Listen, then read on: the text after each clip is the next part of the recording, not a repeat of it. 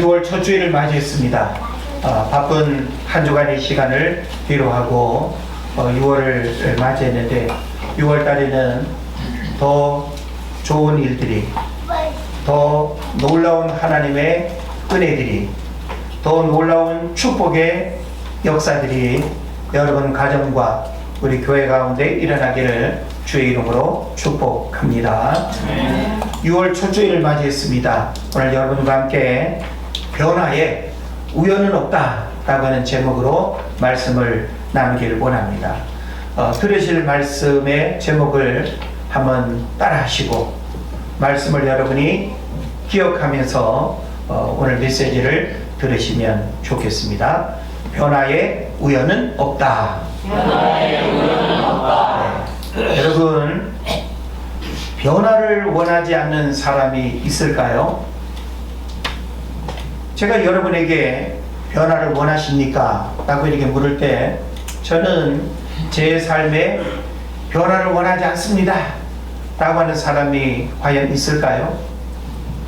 생각이 병들었거나 마음에 심각한 무기력증이 찾아왔거나 삶의 의욕을 잃어버리지 않았다고 한다면, 지극히 정상적인 감정과 또 생각을 가지고 있다고 한다면 우리는 끊임없이 새로운 삶의 변화를 우리가 원합니다. 그래서 환경적인 변화도 원하죠. 우리가 사실 이사가기 어려워서 그렇지 한 반년마다 아니면 한 1년마다 어디 살고 싶은 그런 환경 좋은 데로 가서 우리가 살아봤으면 하는 그런 마음들 가져보지 않습니까? 그래서 어떤 집은 집이 그냥 제자리에서 한 바퀴 이렇게 도는 집이 있어요. 그래서 집의 방향을 동서남북으로 이렇게 이렇게 돌리면서 어떤 변화를 이렇게 느끼는 그런 집도 있더라고요. 그래서 우리는 이런 주거 공간의 변화를 원하기도 하고, 그리고 질적인 삶의 변화를 원하기도 합니다. 우리는 현실적인 삶의 만족을 이렇게 하기도 하지만 잠시 그 만족을 누리는 시간이 끝나면 우리는 더 새로운 또 질적인 삶의 변화를 우리가 또 갈망하죠. 또 어제보다는 분명히 다른 오늘을 꿈꾸는 그런 변화를 갈망하며 살아갑니다. 그래서 우리가 변화를 원한다라고 하는 것은 지극히 정상적이고 지극히 건강하다는 것이고 지극히 우리가 현실적인 삶 속에 살아있는 그런 증거일 것입니다.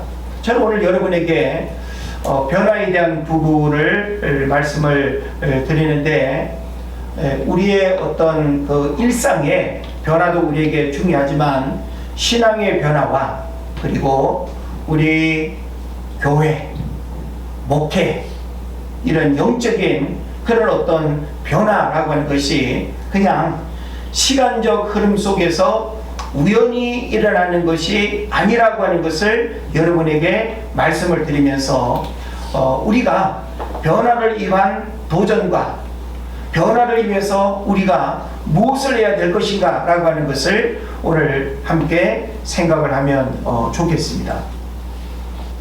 제가 가끔씩 TV를 보게 될 때 즐겨보는 채널이 나는 자연인이다 프로그램이거든요.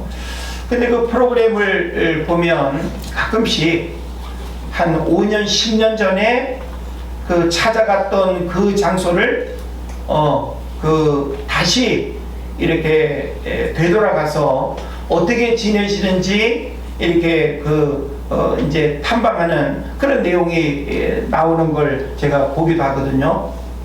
우리가 생각해 보면 10년 전에 갔으니까 뭔가 많이 변했을 거다 이런 생각을 우리가 해보는데, 사람은 좀 변하긴 했어도 시간이 지났으니까 그 자연인이 살고 있는 산속에 그 주거 환경은 하나도 변하지 않고 그대로 이렇게 있는 그런 모습들을 보게 되는 것입니다.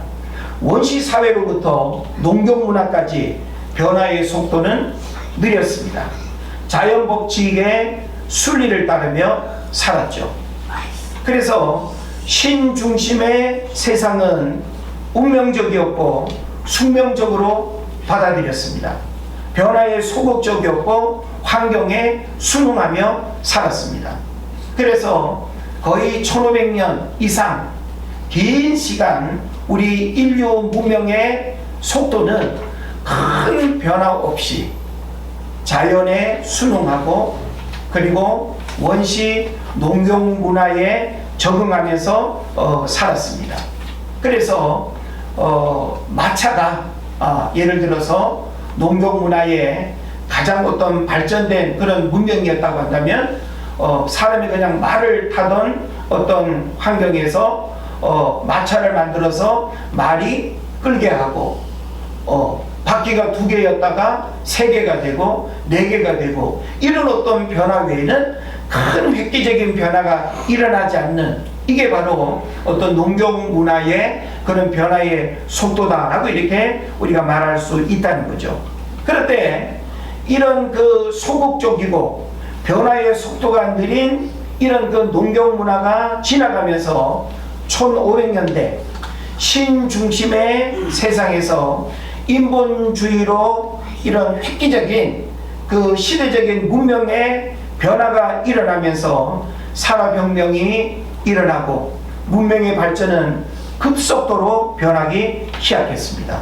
그래서 우리는 변화의 어떤 그 역사를 우리가 들여다보면 과거 이 농경문화 시대까지는 큰 변화를 우리가 발견하기 어렵고 변화라고 해야 그 속도가 굉장히 느렸다라고 하는 거죠.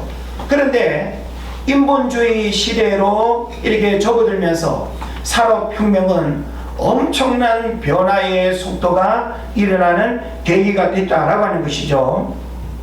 그래서 그 변화의 동력은 어떻게 일어나는가? 바로 새로운 세상을 갈망하고 꿈꾸는 사람들에 의해서 준비되고 만들어졌다라고 하는 것을 우리가 알게 된 것입니다. 그래서 이들을 혁신가라고 하고 경영학에서는 앙트레프레너라고 이렇게 부릅니다. 그래서 이 앙트레프레너는 프랑스 말인데 시도하다, 착수하다, 개척자, 혁신가라고 하는 의미로 부르는 말입니다. 그래서 경영학자인 조셉 슈페터는 혁신을 통해서 새로운 가치를 만들어내는 창조적 파괴자를 바로 앙트레프레너라고 이렇게 불렀습니다. 그래서 현대사회는 앙트레프레너를 찾는다고 볼 수 있고 하나님도 교회 안에 신앙의 앙트레프레너를 찾는다고 그렇게 말할 수 있습니다.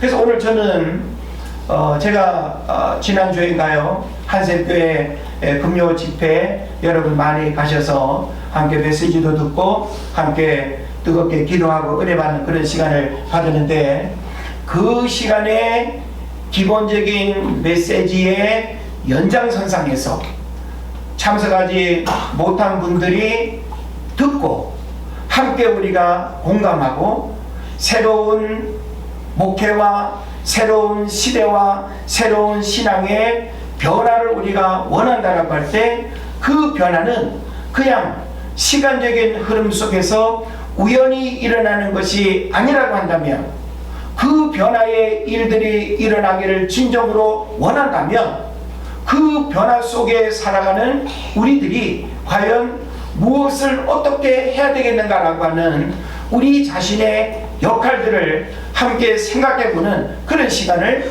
우리가 함께 갖기를 원하는 것입니다. 여러분 1866년에 칼 벤츠라고 하는 사람이 세계 최초로 가솔린 자동차를 발명했습니다. 그러니까 우리가 지금 석유, 기름을 넣고 바퀴가 굴러가는 이 자동차 이전에는 말이 끄는 마차에 의해서 사람이 타고 다니거나 짐을 운송하는 그런 시대였죠.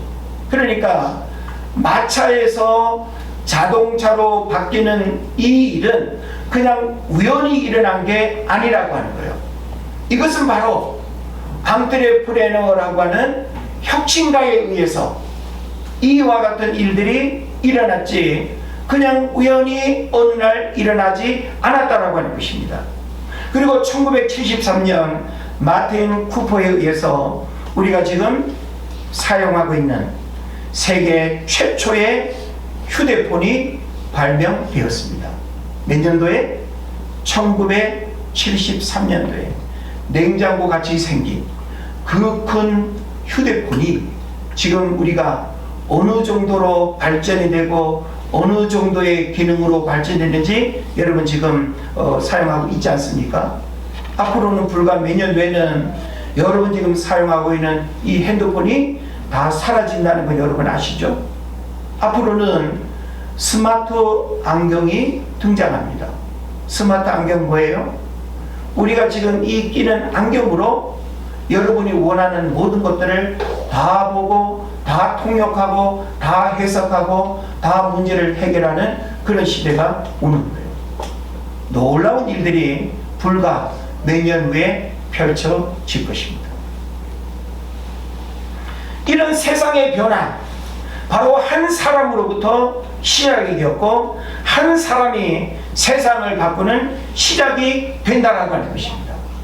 그렇다고 한다면 우리 가정의 변화 혹은 우리 교회 안에 어떤 변화, 이것은 목회자 한 사람에게만 요구되는 문제가 아닐 수 있습니다.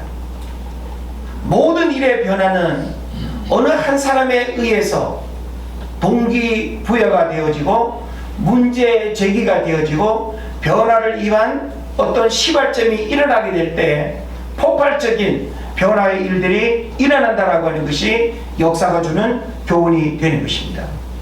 18세기 후반 유럽 교회는 어떤 생각들을 가지고 있었는가 하면 18세기 후반이니까 1700년대 후반이 되는 거죠. 이방인 선교는 사도 시대나 하는 것이다.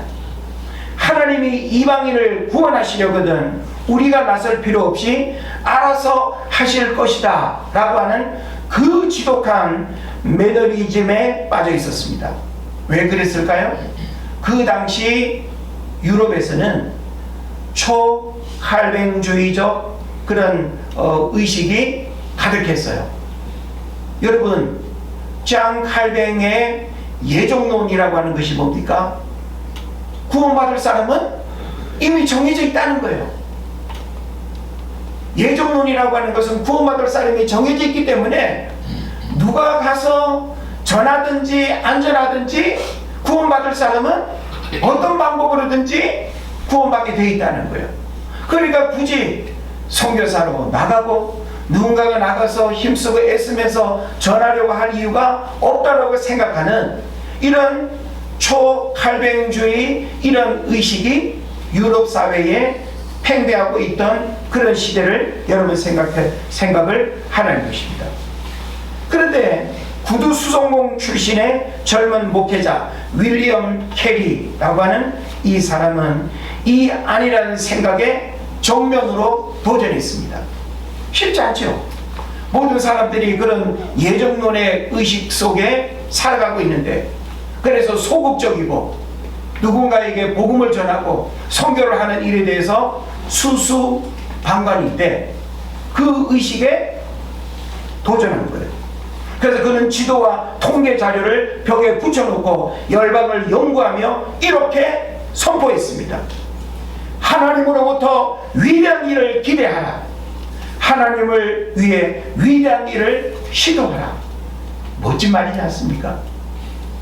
벌써 신학교 졸업한 지 수십 년이 됐는데 신학교 어느 성교학 시간에 인도 성교의 아버지 윌리엄 캐리를 이야기할 때 윌리엄 캐리의 이 명언의 메시지를 참 많이 들었거든요. 하나님으로부터 위대한 일을 기대하라. 하나님을 위해 위대한 일을 시도하라. 이 말은 어떤 면에서는 오늘 우리가 현실에 안주하고 있고 변화를 거부하고 있고 변화를 원치 않는 우리에게 정말 새로운 삶의 변화를 원한다면 이런 도전적 삶을 우리에게 강하게 던지는 그런 메시지로 받아들여도 좋겠습니다. 주의 엄청난 만류와 비웃음을 뒤로하고 그는 1793년 인도 선교사로 직접 떠났습니다. 그의 이 무모해 보이던 시도가 불씨가 되어서 침체에 있던 전 세계의 교회가 깨어났고 19세기 위대한 선교의 세기가 열리게 되었습니다. 우연이 아닌 한 사람의 거룩한 모험이 만든 혁신이 그야말로 선교라고 하는 새로운 시대를 여는 일들이 일어났다는 거죠. 물론 오늘 우리가 이제 들여다보게 될 그 훨씬 이전에 누구를 통해서 엄청난 복음의 역사가 일어났어요? 사도 바울을 통해서 이방에 복음이 전해지는 엄청난 일들이 일어나서 유럽에까지 복음이 전해지는 이 일들이 일어났는데 인간이 만든 그 교리가 복음을 전하지 않아도 된다라고 생각하는 그 잘못된 신앙에 갇혀서 하나님 다 알아서 하실 거야. 오늘날도 이 예정론이라고 하는 이것은 목회자들 간에도 장로교인들과 선결교인들 간에 엄청난 피 튀기는 논쟁이 되는 그런 교리적 부분이 되기도 하는 것입니다. 칼빈츠가 가솔린 자동차를 만들며 마차의 시대를 끝냈고 마틴 쿠퍼가 휴대폰을 던지며 선 없는 시대를 열어둔 것처럼 세상의 변화는 이처럼 익숙함을 거부한 한 사람의 혁신으로 시작된다라고 하는 것입니다. 영적인 세계도 똑같습니다. 교회사 속의 위대한 부흥 기회는 언제나 거룩한 혁신가들이 있었습니다. 건물 안에만 갇혀있던 선교의 개념을 깨고 인도 벌판으로 나간 윌리엄 캐리, 사제들의 전유물이던 성경을 평면의 언어로 바꿔버린 마틴 루터, 성당이라는 뼈대를 깨고 광부대의 삶의 현장으로 들어간 존 웨슬리. 이거는 바로 그 당시 그 누구도 하지 않던 엄청난 생각의 혁신, 엄청난 고정관념의 혁신, 엄청난 사람들의 그 눈총을 깨뜨린 그런 의식의 대전환이었다는 것입니다. 오늘날 우리도 변화를 원하면서 변화를 두려워하는 마음들이 있습니다. 왜? 그 변화에 대한 부정적인 생각들이 우리를 붙들고 있는 거예요. 되겠어? 지금 이 시대에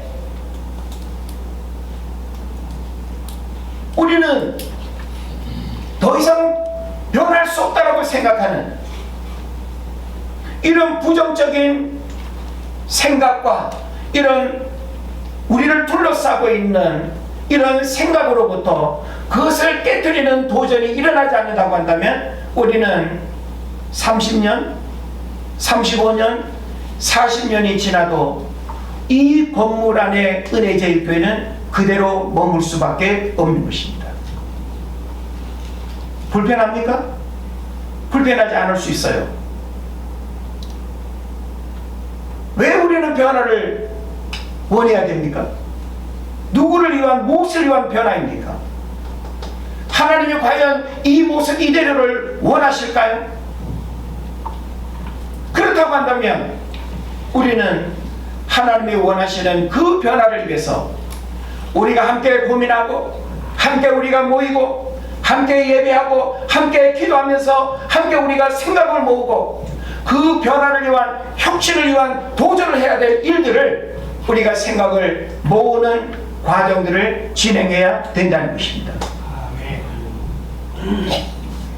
오늘 성경에서 만나게 되는 안디옥 교회도 바로 이런 맥락에서 주목해야 할 교회입니다.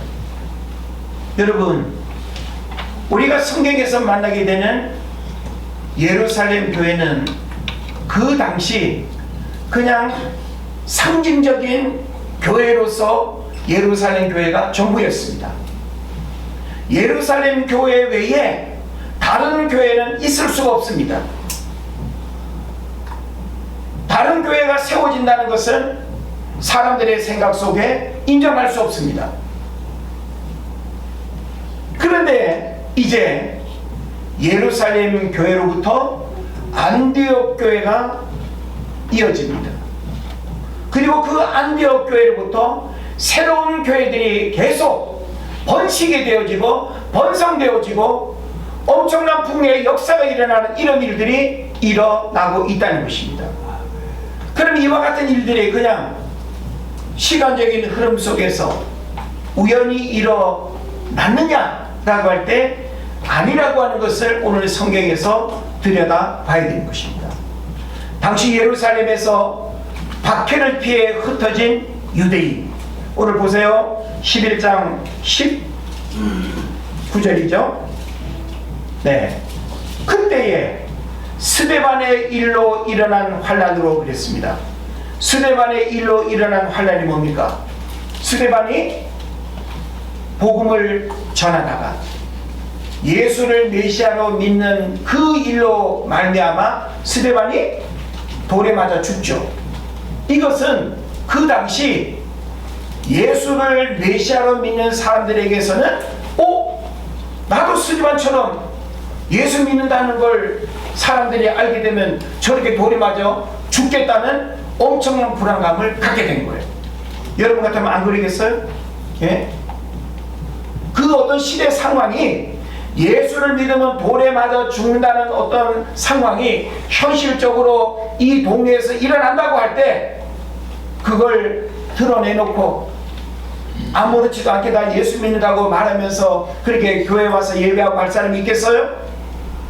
그래서 그 당시에 스데반처럼 예수 믿는 그 사람들이 예수 믿는 걸 포기하지 않는 이상 그 신앙을 지키기 위해서 그 예루살렘에는 있을 수가 없으니까 다른 지역으로 도망을 가거나 이사를 가서 자기 신앙을 지킬 수밖에 없었던 거예요.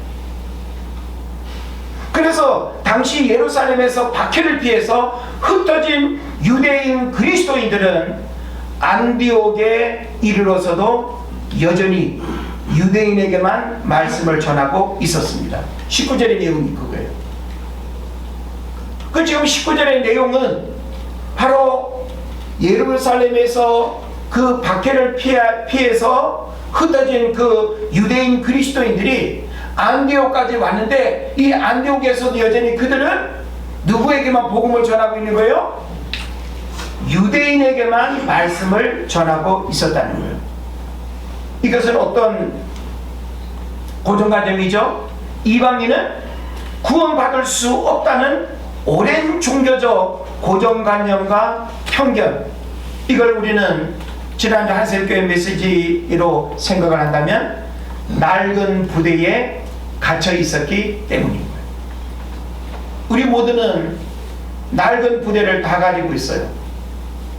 낡은 부대는 팽창할 대로 팽창되어 있어서 세수를 이 낡은 부대에 넣으면 터져버립니다. 그래서 성경은 우리에게 말합니다. 세수는 새 부대에 넣어야 된다고 말하는 거죠.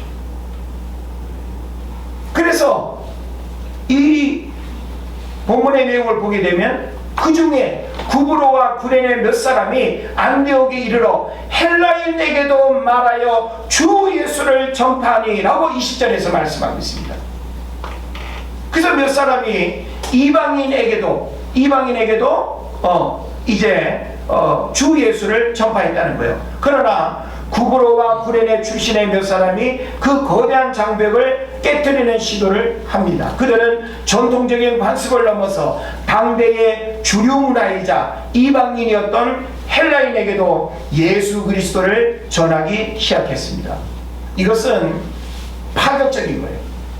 오늘 우리 지금 관점에서는 그거 뭐 아주 쉬운 일 아니냐고 그렇게 생각할 수 있지만 그 당시 사람들에게 있어서는 선민의식이 강했기 때문에 구원받을 수 없는 이방인들에게 예수 복음을 전한다라고 하는 것은 쉽지 않은 일이었다 이 말이에요. 그래서 늘 해오던 방식, 우리끼리만 편한 구습을 과감히 깨뜨리고 복음이 필요한 세상을 향해 신앙의 패러다임을 전면적으로 전하는 것입니다.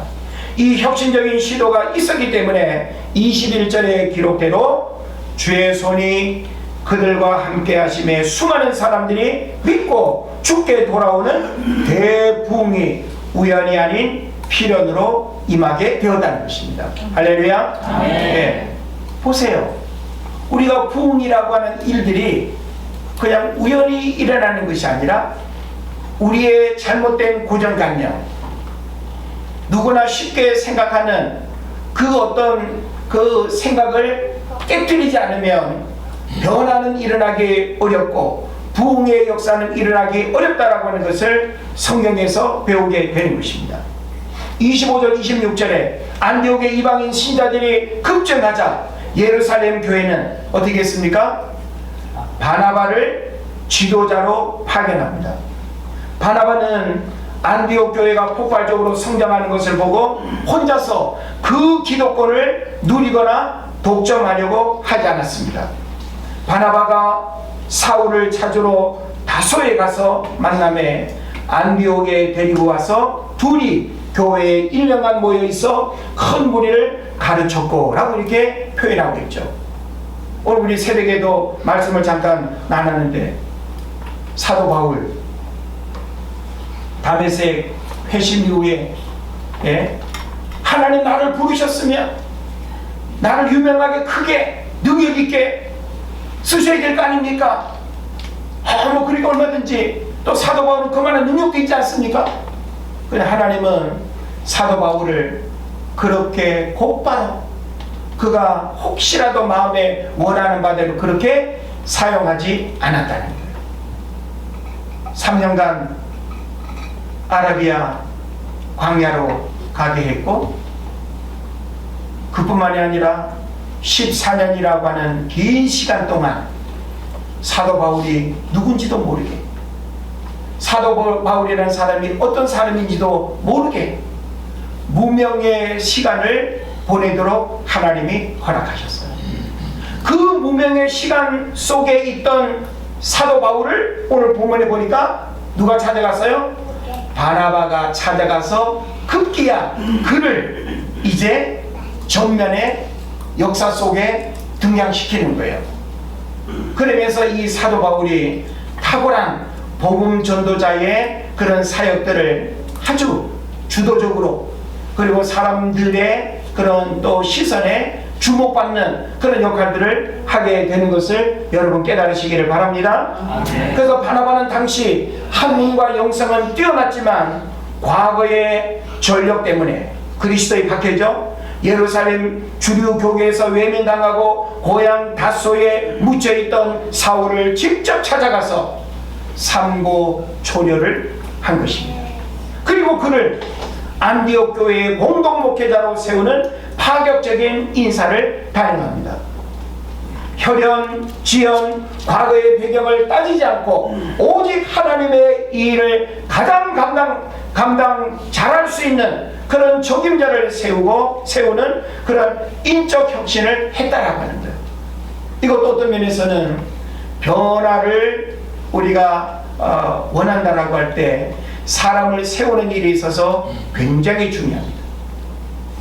우리 은혜지역교회가 변화를 원할 때에 구태의연한 어떤 생각 속에서 세우지 말아야 할 사람을 세우고 세워서는 안 될 사람을 세우는 이런 일들이 일어나면 곤란하겠죠. 어떤 인간적인 정에 의해서 관계 때문에 사람을 세운다면 이것은 대단히 위험한 일입니다. 적재적소에 정말 하나님이 필요한 사람을 바르게 세워서 그 사람들로 하여금 변화를 위한 주도적인 역할들을 할 수 있도록 세우고 위임하는 것이 바로 인재를 세우는 혁신적인 변화의 일들이 될 수 있다고 하는 것을 오늘 안디옥 교회를 통해서 우리에게 중요한 메시지를 주고 있는 것입니다. 인격적인 바나바와 논리적이고 깊이 있는 사울의 연합, 이걸 오늘날 우리는 팀 미니스트리라고 그렇게 표현하죠. 함께 연합하는 사역. 그래서 저와 더불어서 함께 연합할 수 있는 공동 사역자들이 여러분 가운데 일어나야 됩니다. 그리고 하나님께서 또 여러분들 가운데 없다고 한다면 우리 은혜제일교회를 하나님이 세워가는 일에 있어서 필요한 또 사람들을 하나님이 보내시고 그 사람들과 연합해서 위대한 하나님의 일들을 이루어갈 수 있는 그런 또 일꾼들을 하나님이 보내주실 것을 믿어 의심치 않습니다. 바나바와 사울 밑에서 안디옥 교회 성도들이 1년간 집중적인 말씀 훈련을 받자 그들의 삶에 근본적인 변화가 일어나기 시작했습니다. 어떤 변화들이 일어났죠? 26절 하반절에 보니까 제자들이 안디옥에서 비로소 그리스도인이라 일컬음을 받게 되었더라 그랬습니다. 여러분, 우리 크리스찬, 그리스도인이라는 말 쓰죠? 여러분, 그리스도인이라고 하는 이 이름은 이 안디옥 교회에서 바나바와 사도 바울이 그 성도들을 말씀을 가르칠 때 듣게 된 가장 첫 번째 이름이 그리스도인이었어요. 그래서 그리스도인이라고 하는 그 당시의 이름은 약간 좀 조롱하는 의미의 뜻입니다. 쉽게 말하면 예수쟁이, 예수에 미친 사람들, 예수밖에 모르는 사람들, 그런 뜻이에요. 여러분, 우리는 그리스도인이라고 하는 그런 이름을 우리는 사실 들을 수 있어요. 제대로 된 엉터리, 예? 병원의 나이롱 환자처럼, 예? 나이롱 환자 같은 그런 크리스찬이 아니라, 예? 저 사람은 진짜야. 어떤 상황에서도 저 사람 주의를 지키고 예배하고 헌신하고 기도하고 경건 생활하는 거 보면 저 사람은 진짜 그리스도인이야. 오늘날도 하나님은 교인을 찾지 않으시고 그리스도인을 찾으십니다. 저는 여러분들이 은혜제일교회 교인이 되기를 원치 않습니다. 저는 여러분들이 은혜제일교회 그리스도인이 다 될 수 있기를 축복합니다. 은혜제일교회 그리스도인, 정말 하나님이 어떤 분인지 제대로 알고 왜 신앙생활하는지를 제대로 알고 신앙생활을 자신의 어떤 수동과 목적을 쫓아서 하나님을 찾는 것이 아니라 어떤 상황 속에서도 하나님을 찾고 의지하는 그 본질적인 믿음을 잃어버리지 않는 그 순수한 신앙 고백의 삶을 살아가는 그 진정한 그리스도인을 하나님이 원하신다는 것입니다. 그래서 안디옥 교회 신자들을 보면서 저 사람들은 우리와 완전히 다르게 사는구나, 예수에게 미친 사람들이구나 하며 붙여진 별명이 그리스도인이었습니다. 네? 여러분, 직장생활 하면서 그런 말 들을 수 있어야 돼요. 쟤 진짜 미쳤다, 쟤 예수한테 미쳤다.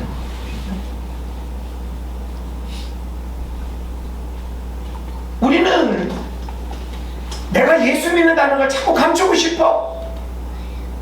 사람들이 내가 교회 다닌다는 걸 몰랐으면 좋겠다고 싶을 정도로 신앙생활하면 되겠냐 이 말이에요. 예? 떳떳하지 못하고 당당하지 못하고 뭐가 부끄러워서. 우리는 도덕적이고 윤리적인 삶에 있어서도 당당할 수 있어야 돼요. 내가 예수 믿는 그 삶의 분명한 증거를 우리는 삶을 통해서 복음적인 삶을 드러낼 수 있어야 된다는 것을 여러분 깨달으시기를 바랍니다. 교회 안에서만 경건한 척하는 가식적인 신앙이 아니라 세상 사람들이 보기에도 완전히 구별되는 삶의 혁신이 일어나야 된다는 것입니다. 가치관이 바뀌고 언어가 바뀌고 물질을 쓰는 태도가 바뀌는 본질적인 체질 개선이 일어났을 때 안디옥 교회는 비로소 세계를 교구로 삼는 선교의 발원지가 될 수 있었다는 것입니다.